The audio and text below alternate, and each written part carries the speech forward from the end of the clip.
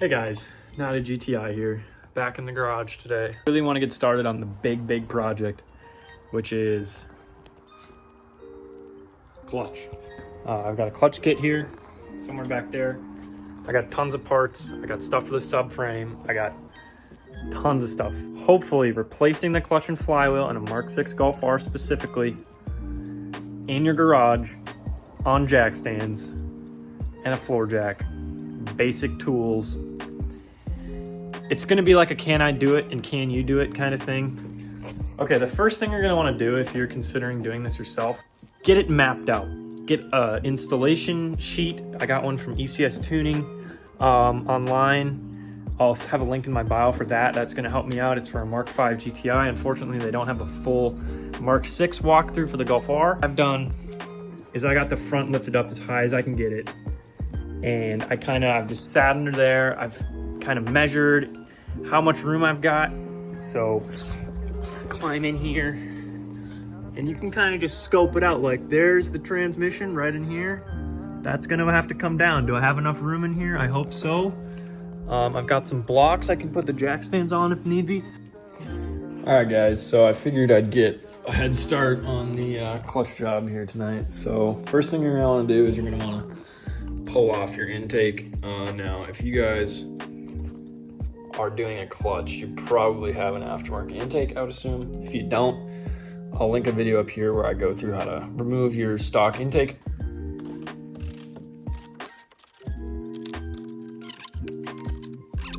All right, so I realized you guys couldn't see any of that. So you got two 10s here. Set those things over. Pull out this heat shield here. Get him out of the way.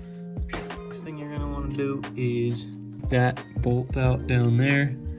But you might wanna just do the intake first. So I'm gonna go ahead and do the intake. All right, so intake, front of the intake is off here, as you can see. I'm gonna go ahead and pull this. There's two little tabs down there. Next step is a 13 mil on the battery tray. And then you also need to come in here. Possibly, this might just be me. Take your fuse box cover off. It's two little tabs. This guy has to come off in order to get this battery cable enough out of the way to get this tray off. So pull the battery first here with that 13, then pull this tray off with a few bolts. I think it's 1, 2, and another 10. Okay, we got 1, 2, 3, another 10 mils. Okay, so this on my car, for some reason, is like blocking this cable, which has to move over to get this battery tray out, which the 1, 2, 3 bolts are out, so I can lift them out of the battery trays out. Might be easier just to use a screwdriver. Basically just... Alright, got him off. Okay, so I just pulled the belly pan off, which if you've never done that before, it's literally like 1, 2, 3, 4 torques are all around. Belly pan's over there. There's another connector that goes up to there. That needs to come off. And then all the connectors on the starter should be off except for this ground, which will have to go. I couldn't get that cover off. So I finally got this little guy off. It does just slide right off the starter here. But it definitely took some whaling, so.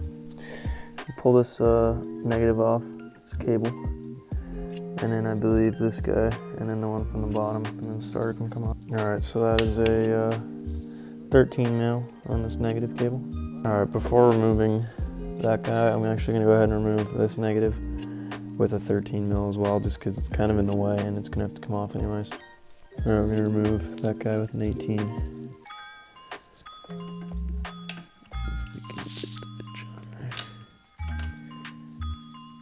18 mil on him.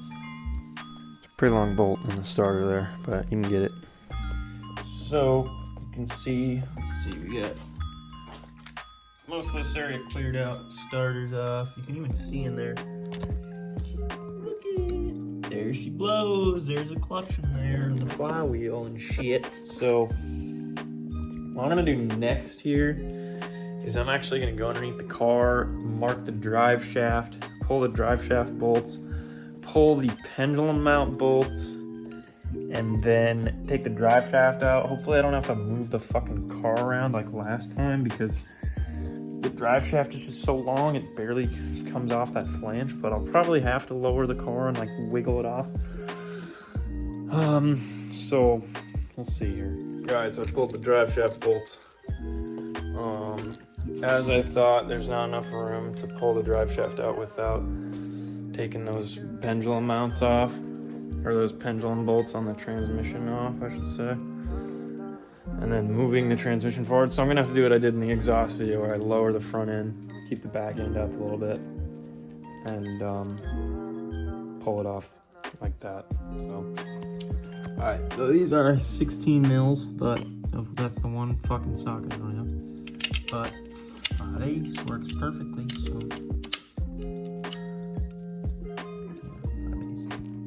Okay, well, after pulling those guys, the transmission moves a bit forward, as you can see here. So I didn't have to fucking worry about it, it just came off. So drive shaft's out of the way, which is solid, bro. These guys are out. Put those in my little bolt sheet, and now we're gonna go back up to the top end and do all the stuff on the top end, and then drop the subframe. And then it's pretty much ready to come out, so let's do it. Alrighty. So now I want to take off this bleeder block here. So you're gonna pull this C-clip and yank it out, I do believe. That's all there is to it. And then we're gonna end up replacing that at the end here. But so that clip with my little pick. And then she's gonna squirt out some fluid. So I got some towels too.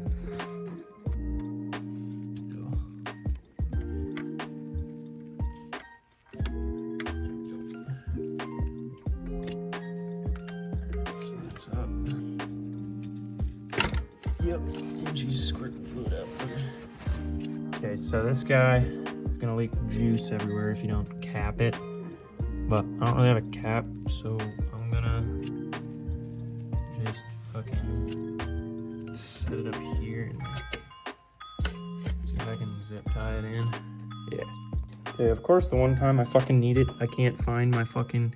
Okay, and it just leaked all on the floor. Awesome. So I just fucked up pretty bad and it leaked all over the fucking floor. So there goes my fucking security deposit probably. I'm pretty sure this fucking thing, which sits on that, is meant specifically to cap this off. Okay, so just a tip, before you pull that off, make sure you have something to plug it, or zip ties at least. I went to go grab some zip ties and it leaked all over the floor. I probably just lost my security deposit. I put an earplug in here. I don't know if that's gonna work, and I just shoved it out of the way as much as I could. Okay, so the next thing you're gonna do is these shift linkages. So you just like fucking turn that guy and like slide him off or something. Yeah. Okay, like try to be gentler than that. Think of just 13 mil deep or just regular.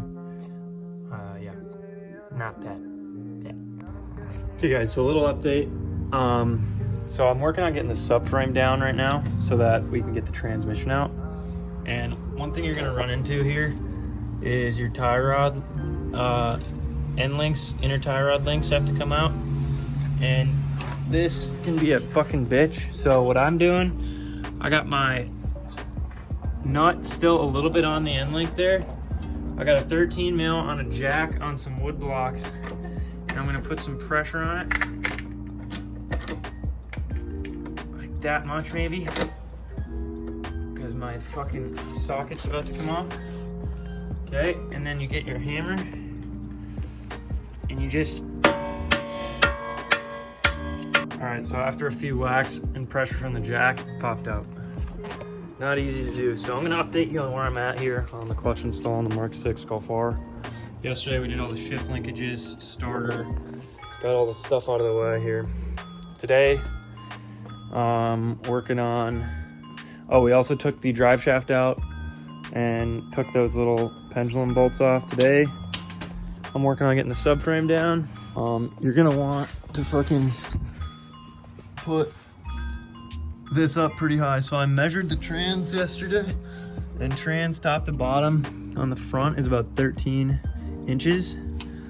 And the jack is 7.5 inches at minimum. So what I did is I figured if we have around 21 inches here, that should be enough room theoretically to get the jack out, or to get the trans out. So I made sure I had that 21 inches at least to get this trans out. It might not even be enough, but it's what we got. I'm gonna work on getting the subframe out here. So basically all you gotta do, take your sway bar end links off, either the bottom or the top. The top one on here is stripped, so I did the top one on there, and then I did the bottom one here.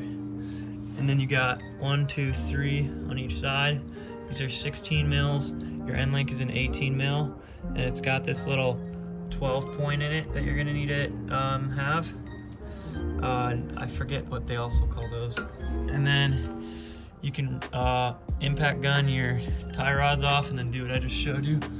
And then we got an 18 here, an 18 here, and then I think it's this one. And then we got 3 more on this side. So I'm gonna go ahead and take those off and lower the subframe. Okay, so the bolts you're gonna need to take off are this one in here. It's an 18, that one's an 18, and then this black one's an 18 here. And there's 3 of these, and they're on each side. There's also some wiring stuff up in here you're gonna have to take off. I can't really get to it, so what I'm gonna do is drop the subframe out just a tad with a jack, and then take that wiring stuff out while it's kind of... Okay, so I got all the bolts off the fucking subframe. Got it on my trans jack. It's coming down, as you can see. There's some connectors in there that are really hard to get out. So instead of doing it, you're gonna follow this wire harness, or at least what I'm gonna do, I'm gonna follow this wire harness up and then pull this negative off, and then pull the positive line off of this fuse here. Okay, so I got this connector off, which was to there, something to do with the lights maybe, and then there's a ground here you gotta take off. I just screwed that back on, and then the positive goes to here, and then you gotta yank out that clip and that clip, and then you're just gonna finagle this guy back and drop the subframe. Okay, so I got the subframe out. It's over there in the corner. One thing you want to make sure is that you pull out the steering rack from the inside your driver's seat. I'm just going around and taking all the bolts out of the CV axle. I already got the big one out there. And so basically what I got my impact with a 1/2 to 3/8 attachment adapter thing. And I got this fucking M10 triple square, and I'm pulling all these guys out. So just turn it with my hand. Just turn my phone off. Just turn it with my hand. 2 hands, and then it twists over there and I zip it off. Okay, so on the guide I'm kind of going off of for the Mark V GTI, it doesn't really talk about the air hose here because it's different on the Golf R. But basically, there's a connection right there, and I think there's another one down there that's T30. And there's an electrical connection there, right there. And then there's also a hose here. Gotta take that one off, and then you gotta take this clip off and take it off, which I think this is a DV, I think.